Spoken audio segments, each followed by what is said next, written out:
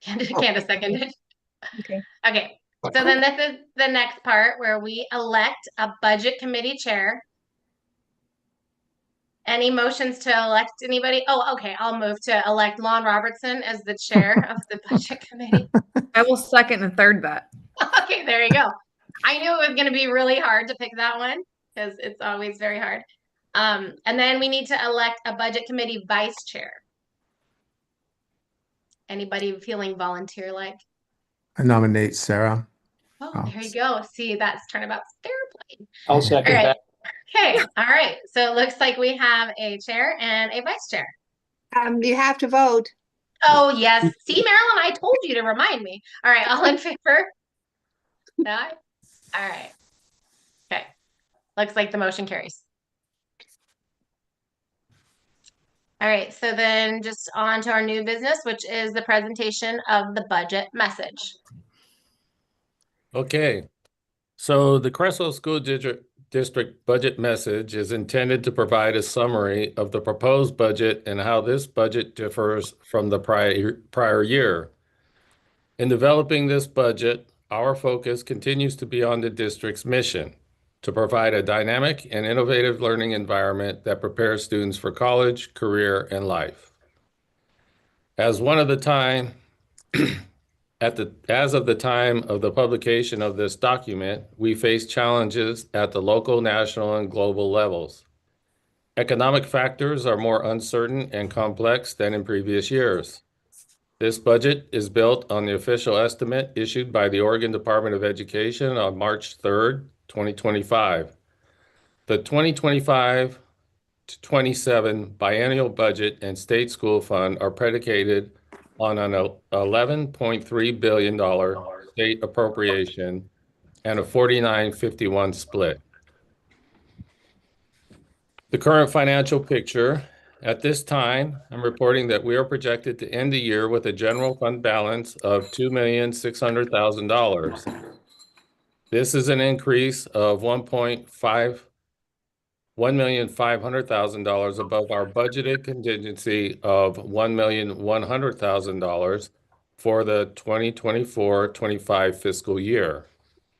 Our end fund balance has grown due to our efforts with cost-saving measures and staffing expense into different funds such as SIA and ESSER grants to build end fund balance reserves in preparation for the anticipated fiscal funding cliff. Grant funding has allowed the district the ability to absorb roll-up costs, maintain contractual agreements, and give staff compensation increases. Our revenue challenges are the funding cliff or shortfall is primarily due to significant declines in enrollment, inflationary increases to salaries and benefits, insufficient state funding, and the expiration of the ESSER federal relief grant on September 30, 2024. The majority of the enrollment decline is due to birth rates, which has resulted in low kindergarten enrollment over the past 4 years. Additional factors are transfers to charter schools and transfers to other school districts, as well as students enrolled in homeschool. With the $11.3 billion estimate, the state of Oregon is not providing adequate funding for the 2025 to 2027 biennium to maintain the cost increases due to contractual salary increase rates. Expenditure issues approach. In anticipation of a funding shortfall for the past 4 years, we have been reducing staffing to enrollment levels through natural attrition via retirements, resignations, and transfers of staff to open positions. We will continue this strategy. We are proposing a budget contingency reduction of 2% from 7% to 5% for the 2025-2026 budget. This is the lowest contingency percentage since 2017. Contracts for materials and supplies are being analyzed for cost savings measures. In preparation for the 2026-27 budget, we are projecting reductions in staffing and programs to balance the budget.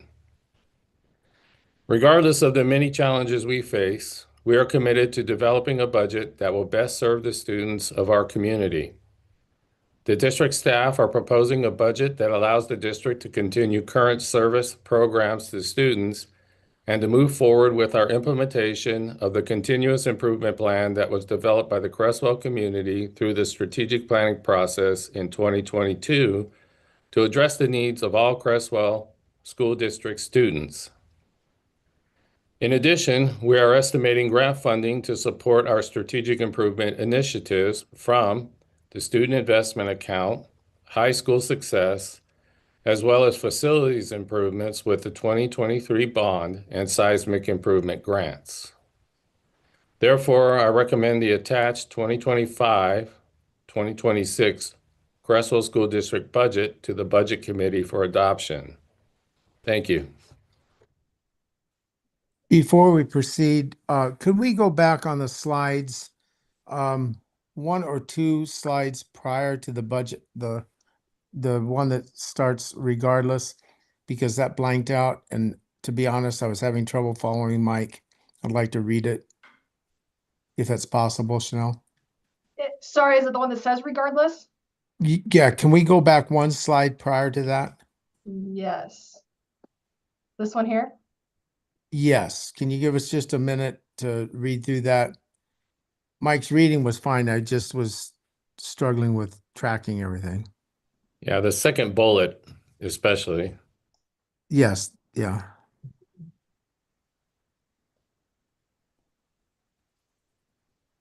And the last bullet, which is a year from this coming one. Okay, Chanel, and then proceed to the last slide again, if you might.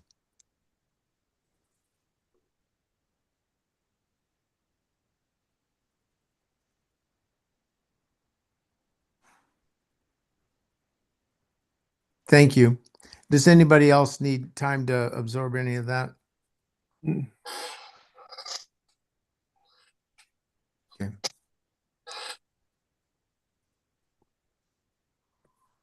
Okay, so next up on the agenda, first of all, too, I want to just say, as I go through this presentation, I'll pause and ask questions every so often. But if you have questions and want me to stop, just unmute and interrupt me because I can't quite see everybody on the screen. So just holler and I'll stop talking. But first on our agenda is the general fund revenue. There are three main sources that make up our general fund revenue: the local, state school fund, and beginning fund balances.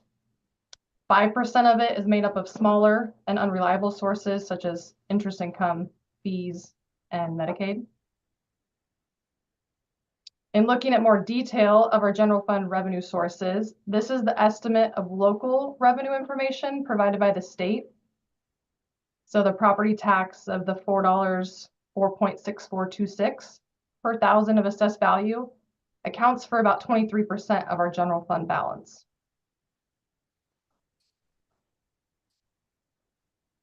The primary source of revenue of general fund is the state school fund. And the state school fund is a multi-step formula based on enrollment. Our budget is built on the estimated release by the state on March 3rd, based on the state budget of $11.3 billion. This slide shows the comparison of this year's ADM formula and next year's estimate, as well as demonstrating how we get from ADMR to ADMW. ADMR is the estimated number of Creswell enrolled students. So as you can see there on 25-26, it's 1,115. The state assigns additional weighted points for certain groups of students. On here, underlined in blue and has the stars next to it, you can see that Creswell receives 19.5 additional points for EL programs. A total of 157.95 points for SPED students. And that's combined there. You'll see it in two different lines because they have a cap. And then they give you a small percentage of points above the cap. So that's where you get the 157 from. There's 27.89 points for students in poverty and 2 points for students in foster care. So that's where the ADMR of 1115 turns into the ADMW of 1322.34. So this number is important because it plays a role here in the extended formula. So ADMW is used with the funding ratio along with the teacher experience adjustment to determine the general purpose grant of 14.6 million. The state then adds the transportation grant of 994,000, bringing the total formula revenue to 15.6 million. So to get to the total of what Creswell is estimated to receive from the state school fund, you have to reduce the total formula revenue by the 4.6 million in local revenue. And this current estimate provides the revenue of $11,062,031. That number is our estimate for the state school fund. Chanel, can I interrupt Yeah, momentarily? go ahead. So just so that those of us in the public can answer appropriately, the amount of revenue from the community is 4.6 or somewhere near there million, correct? Correct. And so am I correct in understanding then this 11 million plus is then from shared money from the state? Is that correct? Yes. And that's, so this slide you're looking at, Yeah. the general purpose grant with the transportation grant makes Yes. the total formula revenue. So that's what the state is saying based off our ADM. That's what we should receive in support. However, they're not going to pay us what the local sources are paying. So they're minusing that from our total, and they're only giving Correct. us 11 million. Correct. Okay. So once again, as a member of the public, the money that is available from the local taxpayer through their property tax assessment, et cetera, is that 4.6. Everything else is from shared revenue from the state. I'm sorry to keep pushing that, but I just want to make sure I really fully understand it. Share, and when you say shared, meaning like the general purpose grant plus transportation? That's correct. Yes. Okay. Thank you. That's very helpful. I think it's important for the public to really understand when they're paying those property taxes that it's actually only about 25% or somewhere near there of the actual school budget is paid from local money from that property tax, that the rest of it comes from other sources in the state budget. Correct. And then I've heard some people, because again, like if someone only took a snippet from this and said they took the $15 million number, the 15.6 from the total formula revenue, Yeah. and said, well, the state gives the district that. That's actually false because they're not giving us 15.6, but they are saying we're entitled to 15.6 million in funding. But we have to collect some of that from our local sources. Thank you. Thanks. You can Yeah. continue. Appreciate that. Can I ask a quick question? Thanks, Lon. Can you remind us how the teacher experience adjustment works? It's based off of a staffing report that I do not complete, so I'm not super familiar with it. But there's a staffing report that we submit to ODE, and then they run it through their formula and provide it to me with the state school fund, just as you're seeing it with the negative 0.63. Okay. Thank you. Yeah. And Chanel, just real quick, the transportation grant, is that a state grant or is that a federal grant? That is state, and Okay. that's based off of prior year numbers. So what we expense out in our transportation department, we're reimbursed at 70%. Okay, thank you. That 994,000 is technically 70% of what we spent last year in transportation. And that's how they come to that number. So I looked up the teacher experience adjustment for the state of Oregon, and it's the district's average years of experience of teaching minus the state average years of experience in teaching. So our teachers are total essentially half a year less than the state average. Right. Thank you for clarifying. So last point on this slide would be that total formula revenue per ADMW. So that 11 million equals 11,852 per ADMW. So keep in mind, ADMW is not our per student count, but our per student count with the additional weights, which is what we were talking about on this slide here. Any questions about state school fund revenue or the general fund revenue before I move on to expenses? I have a question. Yeah. Do you have a reference for what it was last year? From state school fund? Yeah. I believe state school fund. Let me see if I have any of my notes here. I can find out really quick.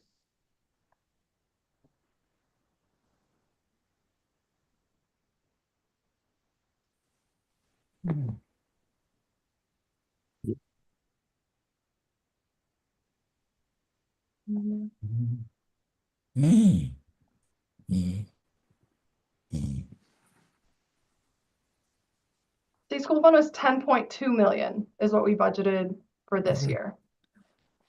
Perfect. Thank you. And then I think I did forget to mention something as well. Oh, sorry.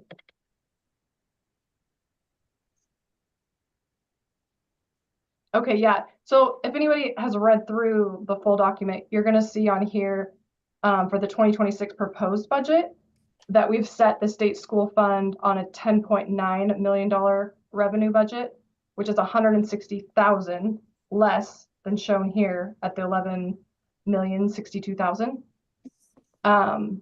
And that's because of our enrollment decline. So in the spring of 2026, the state's going to reconcile our ADM with the funding formula that they've done here.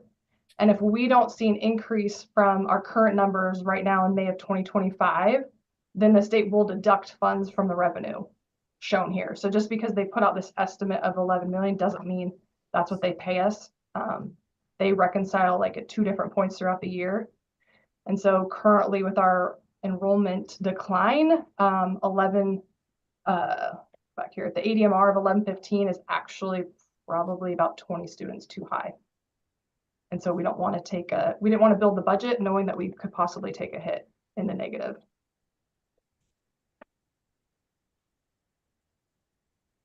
So moving on to expenses, this graph here represents general fund expenses by object.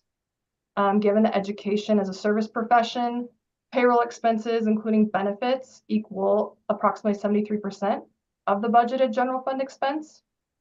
11% is budgeted for purchase services. 7% is labeled other and includes the 5% contingency along with dues and fees.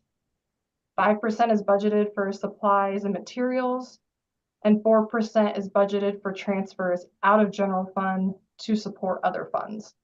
And I'll talk a little bit more about transfers when we get to the special revenue funds. Salaries and associated payroll costs are budgeted to account for an average increase of 6% across all employee groups. This includes an employee's step for experience and a COLA. All payroll increase percentages are negotiated and set by contract. For the 25-26 budget, the increase to budgeted salaries, associated payroll costs, and insurance in the general fund is approximately $368,000, or 3% from the 24-25 budget. This increase accounts for the 6% average across all employee groups, plus the reduction in staffing through attrition. So I just wanted to break that down and make sure people saw that although we were budgeting 6%, that's actually not truly what it came out to be because we did reduce some positions. On page 11 of the budget book, you'll see this document that represents general fund expenses by function. It doesn't show up very well on the slide, and so I summarized it here by decreases, and then I'll talk about increases.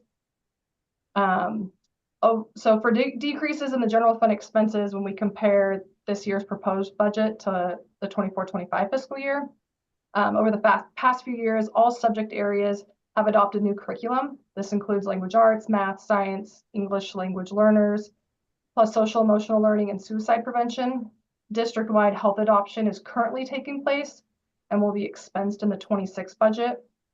With the adoption of most curriculum, the 22-20 function, which is a curriculum adoption, has been decreased by 36%. The instruction and principals for 10 accounts, which is supply materials, those were adjusted based on each building's student enrollment. This adjustment did cause a decrease for some 410 accounts, as well as an increase to a couple. A new student information system was purchased this fiscal year, allowing a decrease to the data processing function of 20%. So you'll note that on page 11. And then the contingency balance decreased from 8% in 22-23 to 7% in 23-24. It remained at 7% in 24-25, and now we're proposing a decrease to 5% in the 25-26 budget. And as Mike mentioned, this is the lowest budgeted contingency since 2017. Chanel, could you go back, I'm sorry, to Yeah. your third bullet point, a new student information system? Can you give us 25 words or less what, I don't know what that means. Yes, so we have been on eSchool for Yeah. many, many years. We are moving to roll over our system to one called Synergy.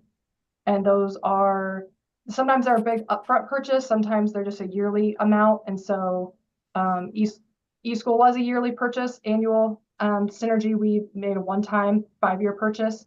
So therefore we don't need to keep as much funding in 26-64. Thank you. Yeah. Okay, so other way, comparing last year's budget to this proposed budget for increases, you'll notice in the SPED function and SPED transportation, those have increased by about 19%. And that's mostly due to the inflation of outplacement tuition and just the needs for SPED transportation. So, which 19% in the SPED function is about $500,000.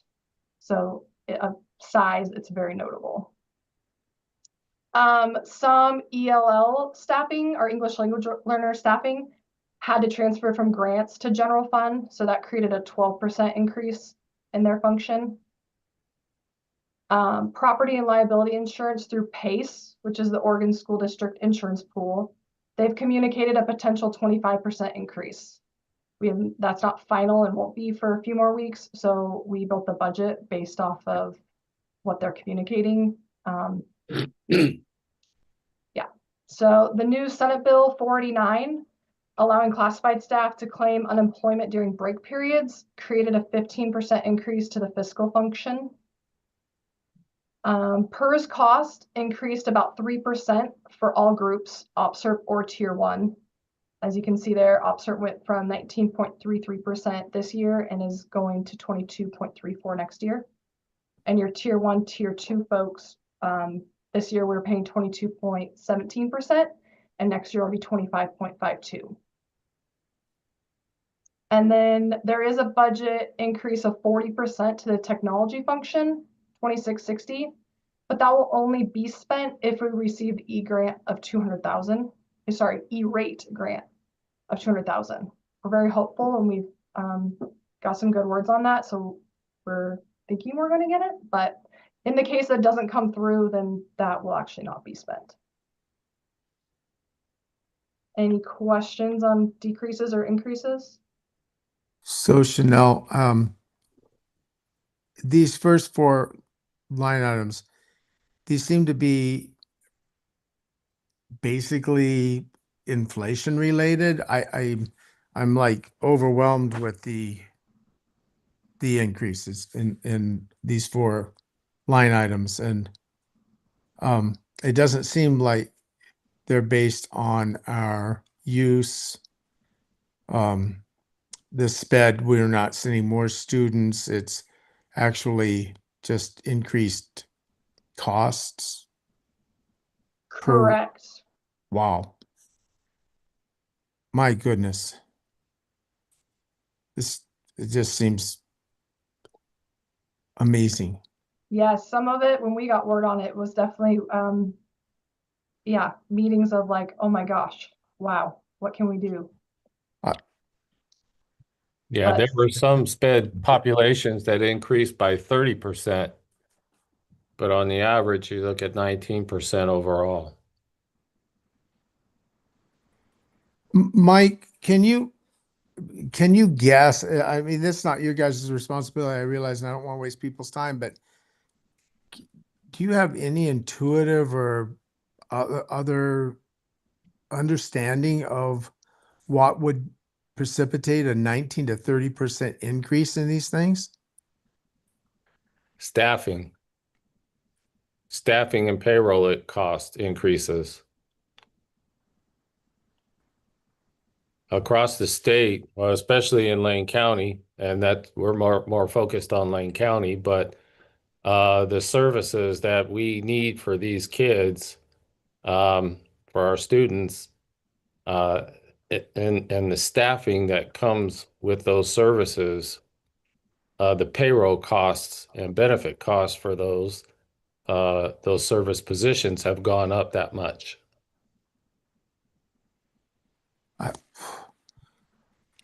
I'm flabbergasted, frankly. I mean, our salaries and benefits package have not matched that kind of increase. It's gotten, well, it's getting out of hand. But Yeah, clearly. then you look at what the legislature did with Senate Bill 489. Yeah. And that's an increase to us of our classified employees getting unemployment. If they all do get unemployment in the summer, that's a $300,000 increase with no additional funding from the state to cover it. Right. So it's an unfunded initiative from the legislature. Oh. How does this inflation link to, I think in one of the previous slides, there was like a 6% labor Exactly. increase? Well, that's what's unfortunate because we're accounting for 6% for our employees, but this sped one, hopefully I didn't cause confusion, but when we place students outside of Creswell in an outplacement, that tuition is what has raised some places by 30%. And they're claiming it's due to their staffing is why they're raising it and raising the tuition to us by 30%. Okay, thank Which you. is unfortunate because yes, helps. our sped department teachers are not getting 30% raises, but some of our Creswell students need a different placement. Therefore, the team makes that decision and places them there, and that place wants to charge us 30% more. That's helpful. Thank you. Yeah. I'm afraid I'm going to forget asking this later, so I'm going to just ask it now. But Mike and Chanel, maybe if we could gather up sometime before summer, and I would like to write to these agencies. I mean, I realize we're held hostage, but this is outrageous. The thing that really hurts us, Lon, is that the legislature has an 11% cap on sped expenses. So that 19% we have to absorb through our general fund because that is meant for all students because the state has capped sped funding at 11%. And the sped transportation needs, are those the transportation needs within district? I mean, is that district cost? That's not something assessed on top of, is it? Go ahead, Chanel. The sped transportation is our Creswell transportation department that transports sped students. Right. So that would probably incur something like a 6% or 10% based on fuel and yada, yada, yada. Correct. Right. But the biggest part of this appears to me to be from the entities themselves that are bumping up their billing. Yes. Holy cow. Okay. Well, I'm going to try to be calm the rest of the budget. I'll be quiet now. Thank you. Yeah. Oh, sorry. Let me get going here again. There we go. Okay, so in summary of general fund, the 25-26 proposed budget for general fund is an additional $896,440 from the 24-25 fiscal year budget. So any questions about general fund? If anything comes up later, we can come back to it. But I'm going to move on to our special revenue funds. So our special revenue fund is comprised of multiple accounts, including many grants from federal, state, and local resources. Our federal grants such as Title I, II, and IV, as well as IDEA funding, which is focused on SPED. These are all projected to be level. The student investment account and high school success are projected to increase slightly, about 5%. The facilities fund supports facility projects and deferred maintenance. The general fund transfer amount is budgeted at $125,000. The food service department has experienced significant changes over the past 2 years between the implementation of the new scratch cooking program in 23-24, which increased staffing. And now this year, the implementation of the CEP program district-wide, which provides free meals to all students. The reimbursement rate from the federal and state program that makes up CEP, because there's kind of two parts to it, it does not cover all expenses. And so that does create a need for the transfer of funds from the general fund to food services of $100,000. The vehicle replacement fund currently has financial loans on 2 buses. And so the general fund transfer amount is budgeted at $120,000. The student activity fund is primarily for stipend expenses for athletics, music, and clubs. Due to additional programs added at both the middle school and high school, as well as increased salary and benefit rates, Fund 275 has a 10% increased budget with a need for a general fund transfer of $425,000. The student body fund is comprised of each school's ASB funds. And then the scholarship fund supports scholarship to students awarded by the high school and community members.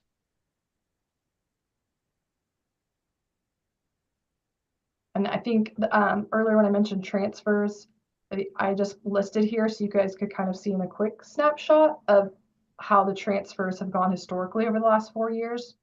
So if you have any questions about that, feel free before I move on. So in the pie chart, that was 4%, correct, Chanel? Yes, the transfer out of general fund to these other 4 funds is 4%.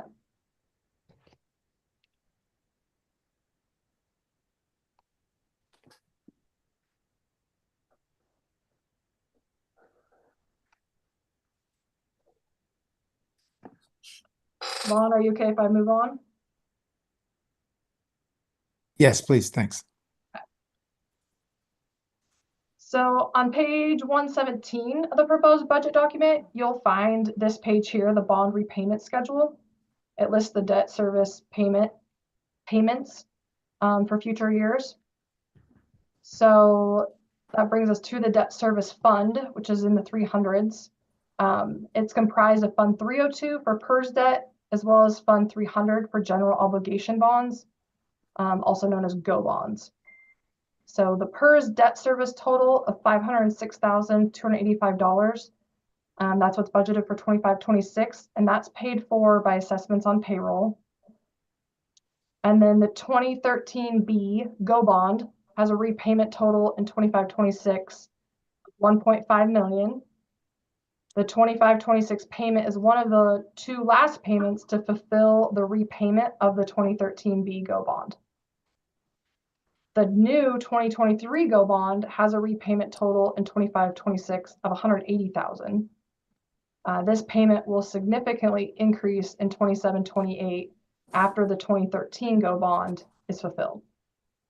So the bond debt service repayment in total for 25-26 will be $1,750,765. So little added thing, the bond debt service fund is budgeted with an additional 1.3 million. And this is to account for the repayment of the general fund loan for the 24-25 Go Bond payment. So if you want me to explain what that is, I'm happy to, but I know some of you know, but some of you might not, so I don't know if you guys want to get into it. Yes, I kind of know. This is where I felt like school got thrown under the bus a bit. So if you could explain that, that would be really helpful. Absolutely. So there was a mix-up between my office and the county office with our Form ED50, which is the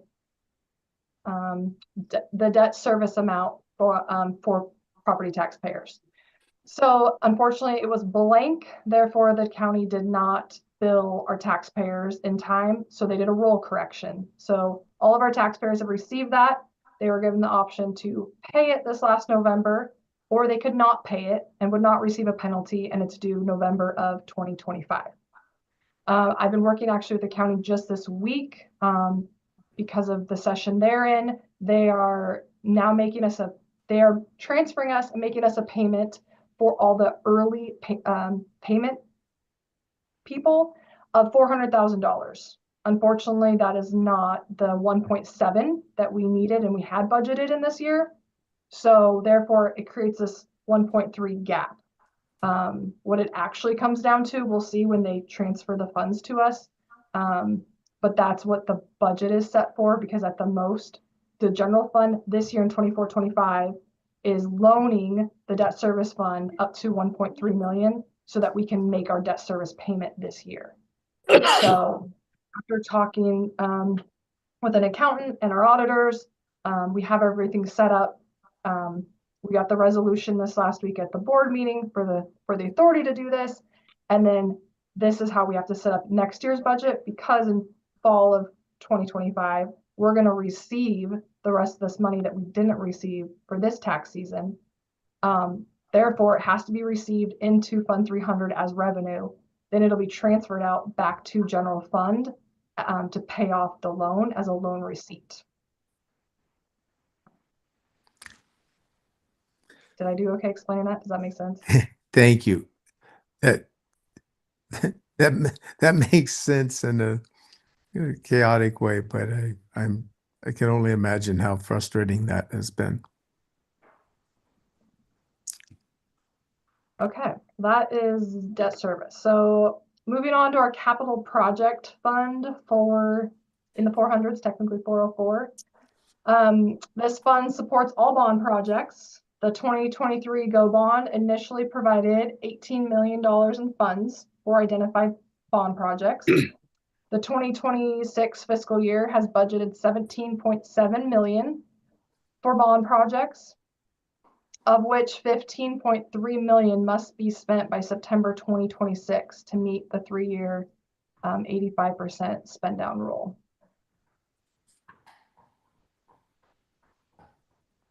Any questions on capital project?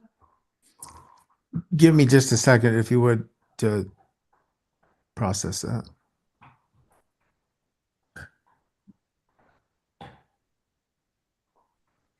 I'm fine, What- thank you. What Okay. is the 15.3 million going to be spent on? Mike, do you want to answer that?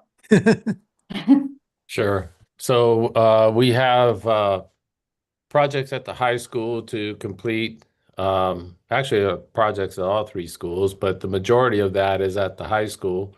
And that will be with the CTE building that's going in, the renovation and upgrades of the academic building, and then potentially upgrades on the current shop building over there. So all of them have high maintenance needs right now with roofs and other structural improvements. But we're rolling that into to renovation projects, to three different projects there. So that's where the majority of it's going. We have a cooler going into the middle school, which is about $850,000 of that money. And that will be installed this summer when students are out for break.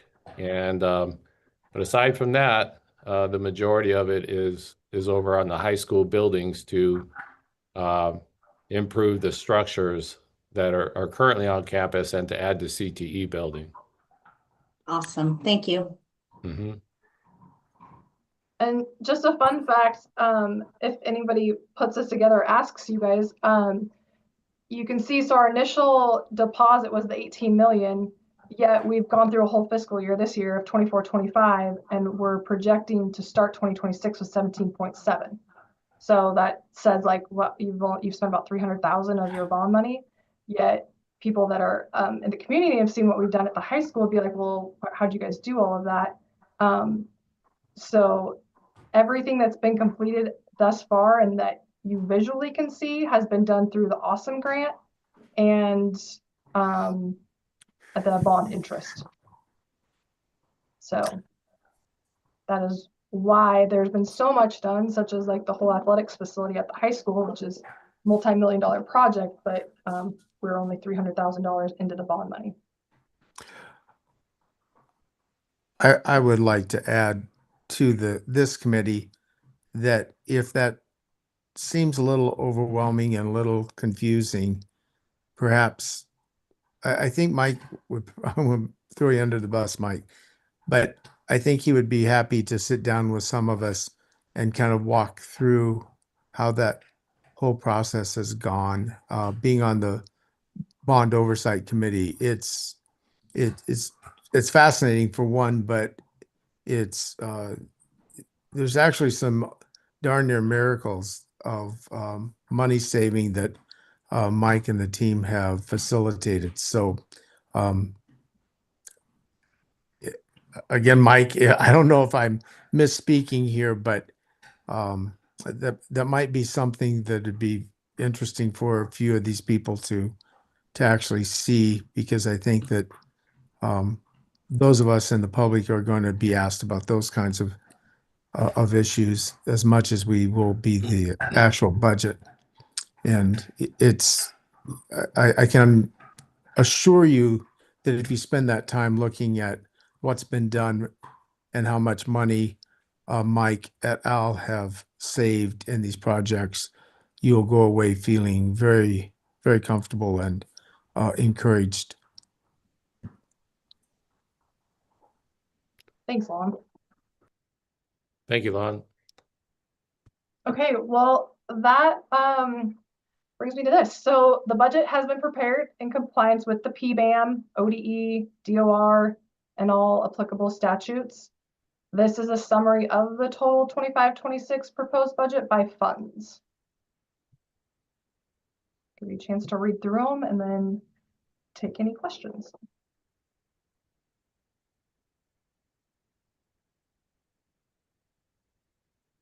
So, Mike, we didn't talk about this, but I'm making the assumption, since I didn't see a slide on it, that it means we're not reducing services this year, nor staffing, other than through the attrition we've already done.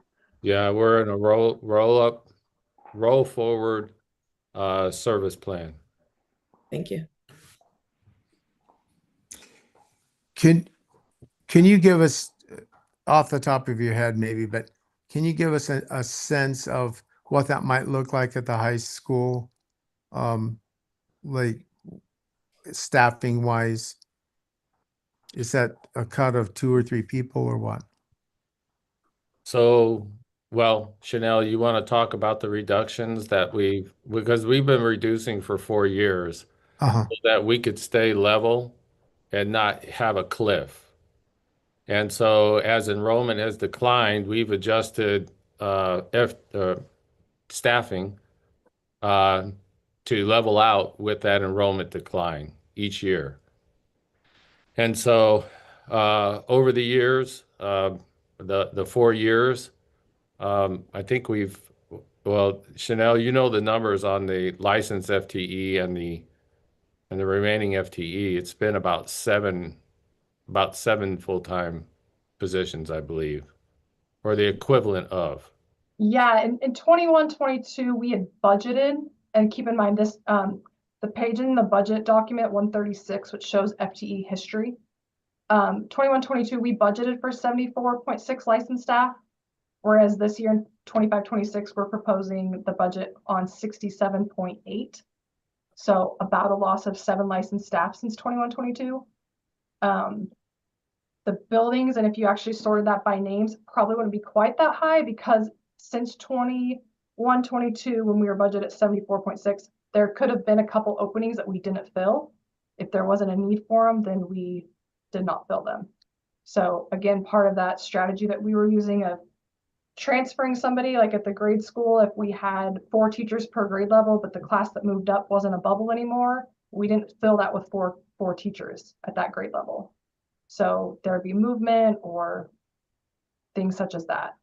And there's been some of that amongst the classified, but not as much, because since 21, 22, we actually are 3 FTE more for the proposed 25, 26 budget. You'll see in 21, 22, we were budgeted at 69.8 for classified staff, and going into this next year, we're budgeted at 72.9.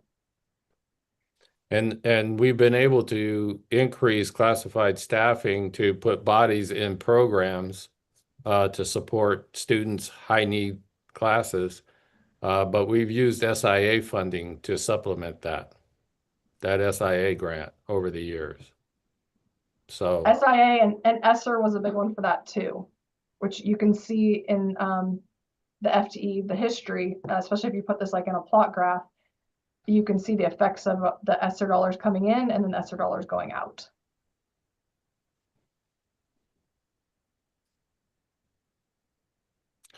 So in answer to your question about the high school, so what that means, so the high school at the elementary school, it's by grade level, right? So if you have 80 kids in a grade level and you want 20 kids per class, that's 4 teachers. If you want 25 in a class, that's 3 teachers. You can do that at a grade level because it's all based on student enrollment. But when you get to the high school, regardless of your student enrollment, you have graduation requirements.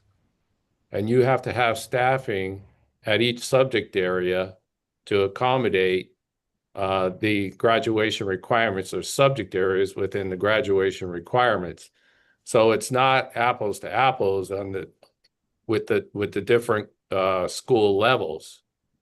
We have to maintain those subject area instruction or teachers to assign those credits for graduation at the high school level.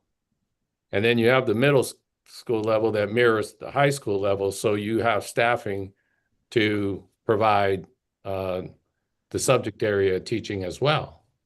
So it's a little different when you're looking at reductions at the middle and high school, because you have to maintain those subject areas, than it is at the elementary school, where you're really trying to manage class size. So it takes a little bit of, work on the matrix to figure out the staffing, the appropriate student to teacher staffing ratio at the middle and high school level, and kind of keep it equitable across K-12. So we are not cutting any programs at the high school or the middle school. We continue to serve them with what we've built there over the last 6 years, or 10 years, if you want to go 10 years back. But with all the increases that we've had in the last 6 years, we're maintaining the programs. Can I ask a question? Um, So can you just clarify, like on the general fund function summary, when we're looking at like K5 instructions, 6-8 instruction, 9-12 instruction, is that including the salaries for the instructors or teachers? Are you talking about page 11? Yeah, yes, Yes. correct. So yes, that 1111 K5 instruction of 3.198 million, that includes salaries and benefits. Okay. I guess then my question is, if we're looking at, if we've been in do like following attrition since 21, 22, and yet all of those numbers have increased each year for over all of our schools, I'm not, I guess I'm You're talking about the 23-24 actual of why that took a dip? well, you mentioned like that we've been following this attrition plan since 21, 22, or was it 20? Correct me if I'm wrong. Yes, 21, 22, 22, 23 is when we started looking at that. Yes. Sure. So I guess if we're going with that attrition plan, I'm just confused why. I mean, I recognize that there is inflation, but the numbers keep increasing. So what she's asking is if we have less people, why are we spending more money on salaries, right? Is Yeah, that like I'm not seeing the reflection. Like Yeah. I'm totally for it. Don't get me wrong. Pay the teachers. Don't. I'm just trying to get clarification. No, A good totally question. fair question, but the answer to that would be that's probably the difference between moving funding between grants and general fund. So That's like right. 23-24 in K5 instruction, you're going to notice it was an actual of 1.8 million. Yet then this year we budgeted 3 million for it. So you'd be like, why such the increase? And why in 22-23 was it 2.7 million, and then the next year it dropped to 1.8 million. That was because we transferred a bulk of 1111 instruction into ESSER funds so that we could keep our reserves back and roll them forward to our 24-25 year when ESSER was expired and close that gap in funding that we knew we had coming. That makes sense. So Perfect. we could have hired additional staffing such as other districts did, but then we would have been looking at cuts this spring of truly like giving pink slips to staff that we just had hired because we knew we wouldn't be able to keep them. So we essentially used ESSER money to supplant staffing and then roll things back into general fund. And when like the other functions, 1121 for middle school or 1131 for high school, those are slightly increased every year, even though there has been some attrition. You'll start to see that catch up in the future years. I can say specifically for the high school, there's been less attrition than at the middle school, and that actually does reflect on here because we're the middle school 1121 has a decrease in funding, Yeah, whereas the high school is going up just a little. I did So notice that the middle school is the one with the decrease. So yeah, I'm gonna ask a different question. You've mentioned the budget book, and Katie seems to have a budget book, but I don't know where that's at, and I don't see it. Maybe everyone else has it. that is posted on our website, and my Oh. apologies, but I thought that was maybe email, but I could be wrong. No, it's okay. I want to follow along, so I wanted to make sure. Yeah, I'm glad you asked, it's Candace. on our, I was just looking for it. Yeah, it's on our we've all, business service yeah, page. I didn't have it either. So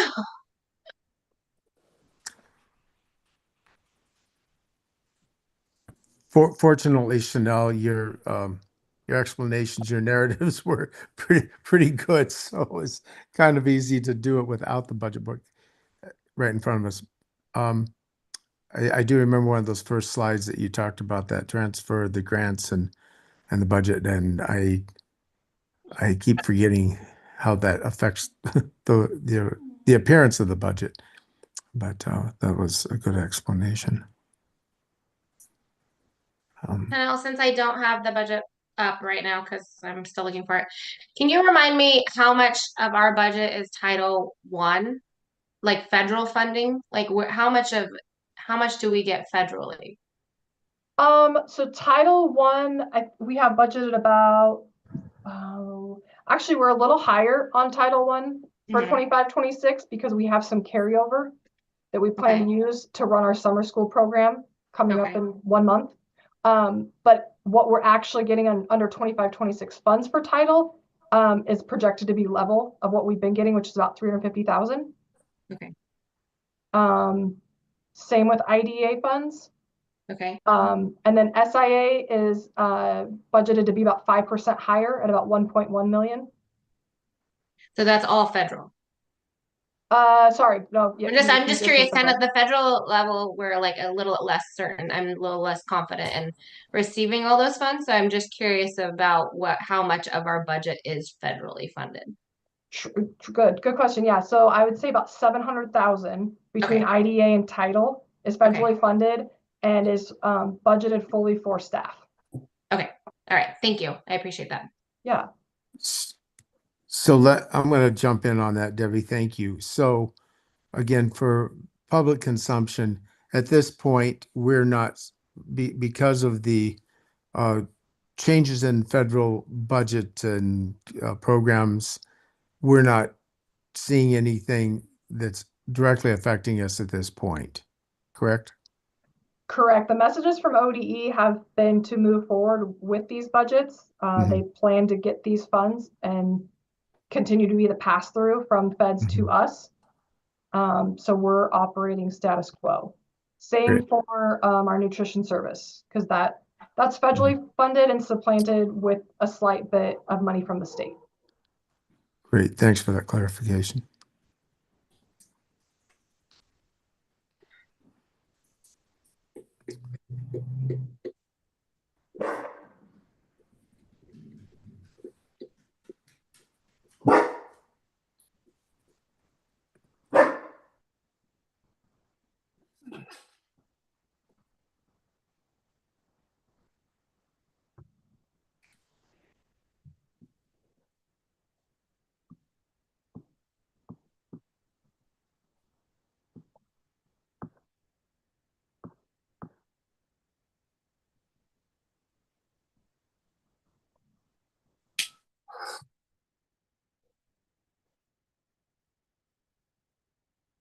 Can I ask I'm talking, and I don't have my microphone on, so I'm just sitting here talking to myself. So what's the next step? Does anybody else have any questions for Chanel? This is Lon's job. Lon, you're the Yes, I appreciate that, Debbie, and I apologize for the pregnant pause there. It's okay.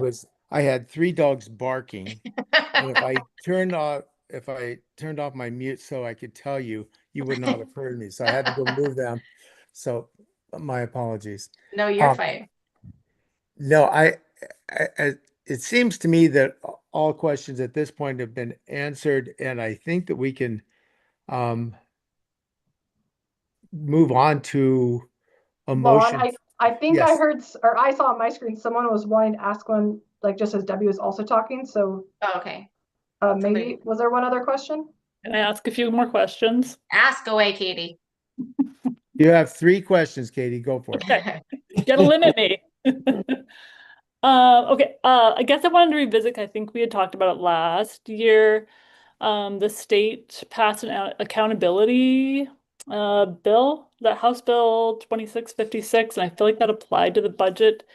Has that impacted us this year? Is there anything we need to pay attention to as far as that goes? I will have to look into that. I'm not quite sure.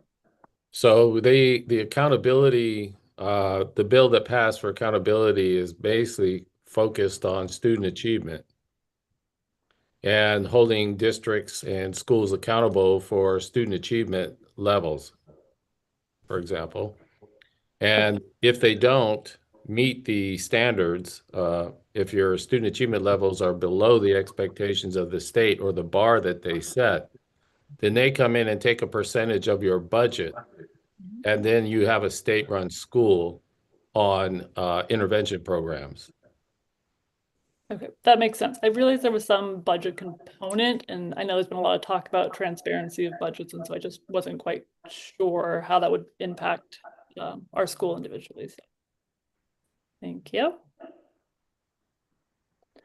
You have 2 more. Okay, you know I have more, Lon.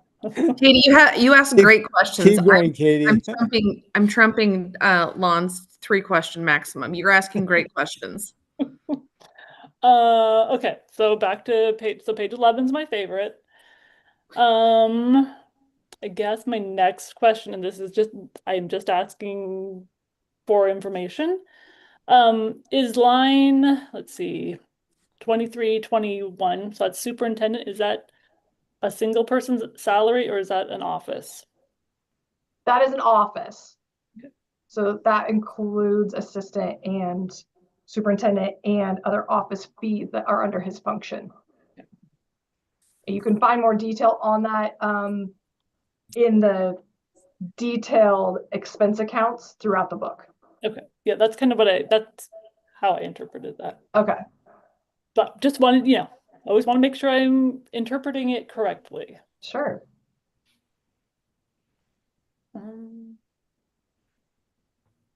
Yeah, you'll find actually on that one that that line item in particular, 2321 superintendent, that's only a 3% increase from prior year.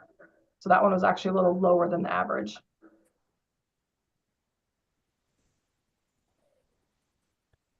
Yeah, I think I've been following 4Js, and so they've been talking about their base for their superintendent, and then I was looking at kind of like I guess for me, like the numbers, like I love the raw data. Part of me wants to look at like the ratios of like increase in our instructional versus like increases for our like support and administrative. So those are kind of like, I guess I'm looking at like the ratios versus just like hard numbers, because it's hard to compute those numbers real time when we're live. Totally.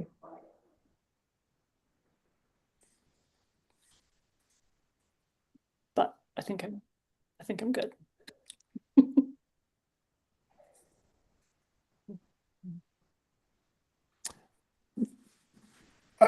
Once again, just from a public perspective, by the way, thank you very much, Joel, and everybody for putting this live on YouTube, so the public can easily see it. But I wonder if there might be some questions out there relative to the programs that have been implemented at the middle school and the high school towards technology and I apologize, I'm not coming up with the right phrase, but more occupational courses. CTE? Yeah, thank you. Thank you. So Mike, could you just give us a quick rundown on that? Just because I know there's been some shifting and changes and trying to augment that whole system. Well, we get the funding for our CTE program, a good majority of it from our high school success grant and our Perkins grant. And we, over the last 6 years, have built a CTE program, a career technical education program, from 4 occupations to 8. And actually 8.2, because we've now brought in some of the aeronautics into our high school program too, which will expand on over the next year or two. So yeah, that's about where we're at as far as building that program, and we're maintaining that at this point. Well, that seems pretty fabulous because I think I can remember 15 years ago where we barely had 1.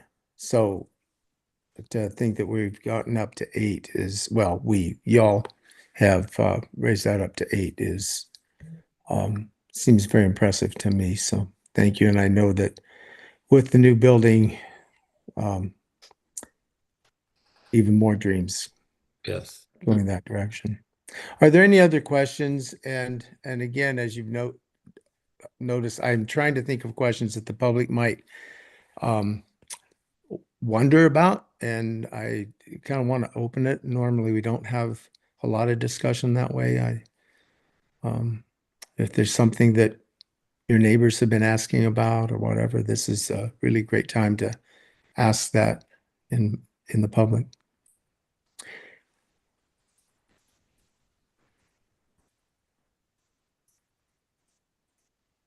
Um, Hey, Lon. yes, Yeah, I've got a question for Chanel. That PACE insurance that we have, is that a pretty competitive insurance company? Is that something we have to do? Do we have the ability to look around for cheaper insurance, or are we stuck with PACE? We do and we don't.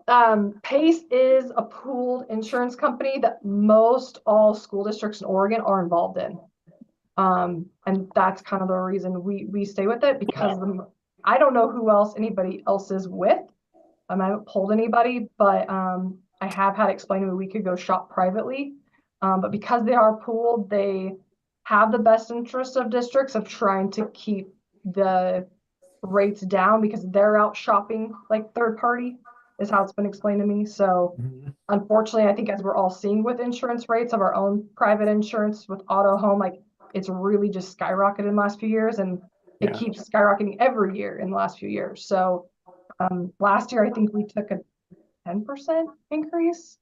So it's very unfortunate. I didn't expect to hear it be this much, but they said due to the wildfires and actually the SAM, sexual abuse and molestation, those cases are up among school districts, and therefore it's increasing the pool's cost. So that's how we got here. Oh, thank you. I appreciate your question, Mike, because I remember just a few years ago when we all joined together to try to effectuate a reduction in healthcare insurance, and it felt like we became captives of one monopoly and prices raised. I think it was about the same time you came onto the board. So appreciate your question, and trying to find options is difficult and challenging. Any further questions? You said I have 3, right? This is my last one. Yeah.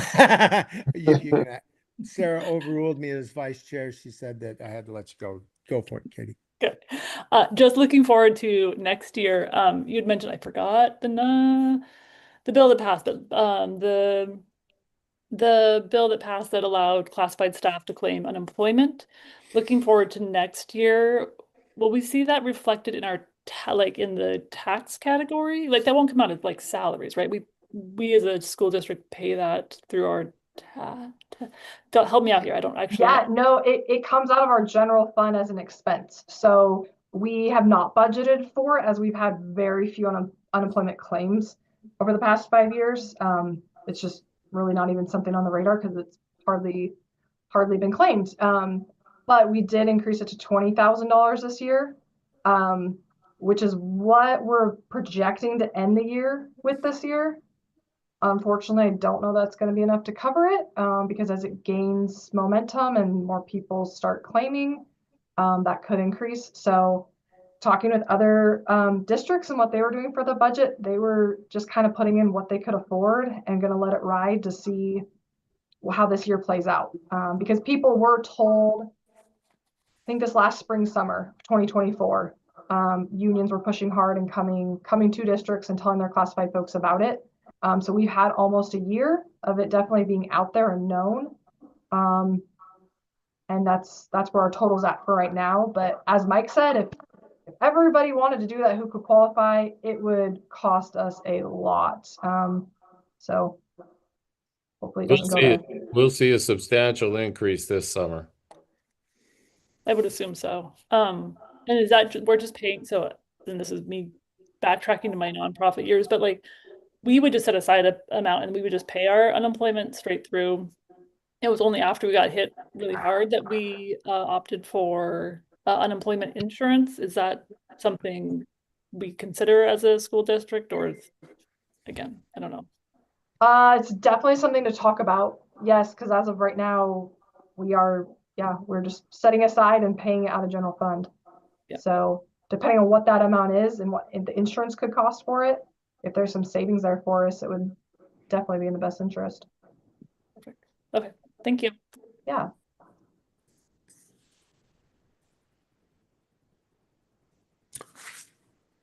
Further questions? Hearing and seeing none, I move to approve the 2025-26 proposed budget and assess the permanent tax rate. I move that the 25-26 Creswell School District proposed budget be approved as follows. The general fund at $19,210,475. Debt service, $3,797,655. Capital project, $17,740,000. Under special revenue grants, $5,558,440. Facilities, $1,052,500. Nutrition services, $809,000. Vehicle replacement, $232,000. Student activity, $484,000. Student body, $625,000. Scholarships, $53,700. A total of all those funds is $49,562,770. I further move that the permanent tax rate of 4.6426 per $1,000 of assessed value be assessed in support of the general fund. Will I entertain a second to that motion? I'll second that. Any discussion?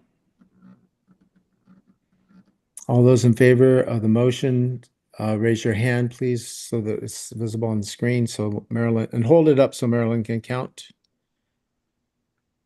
I have it. Thank you. Thank you very much. The motion passes. The budget has been approved. It will go now to the board for final. It's our recommendation, actually, and then the board will approve it. I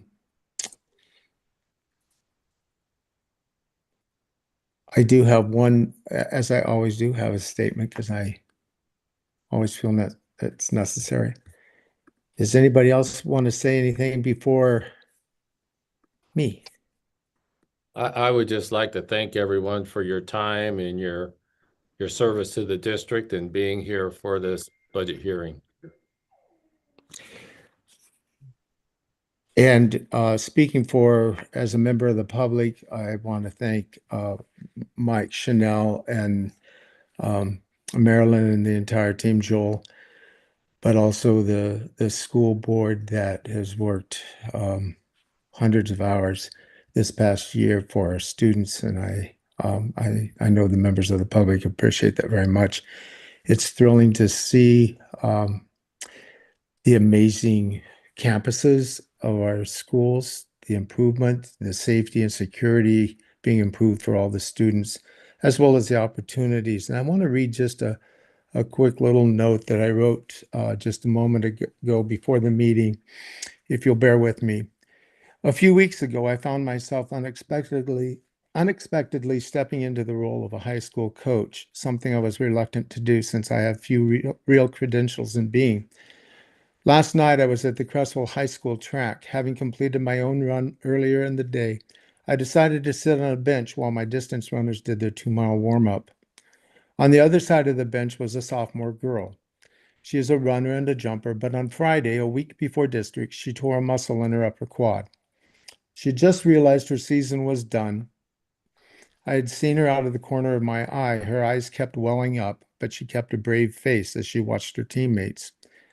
When you're 70 years old and surrounded by high schoolers, it's easy to find echoes of the past. I often find myself thinking things like, oh, that girl reminds me of Bonnie, or that boy reminds me of Rob. Maybe in some way, we relive our own youth through them, hoping that the people we once knew are reborn in new faces decades later.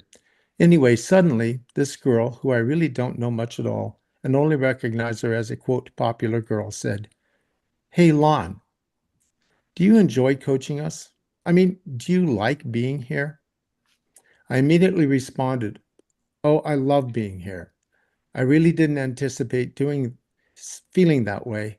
I mostly enjoy how all of you are kind and compassionate with one another."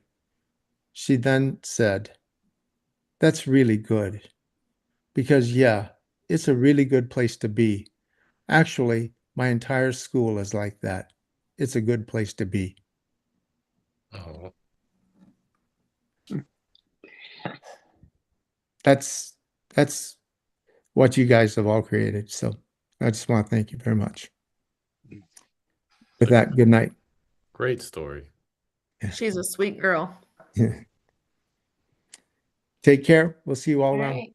Thank you. Thank you. Bye.